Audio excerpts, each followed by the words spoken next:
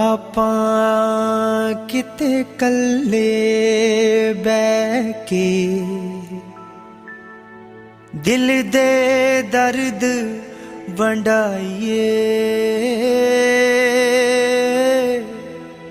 ਤੂੰ ਹੋਵੇਂ ਇੱਕ ਮੈਂ ਹੋਵਾਂ, ਕੁੱਲ ਦੁਨੀਆ ਨੂੰ ਭੁੱਲ ਜਾਈਏ। पानी दियां छल्लां होवण, तू होवीं मैं होवां।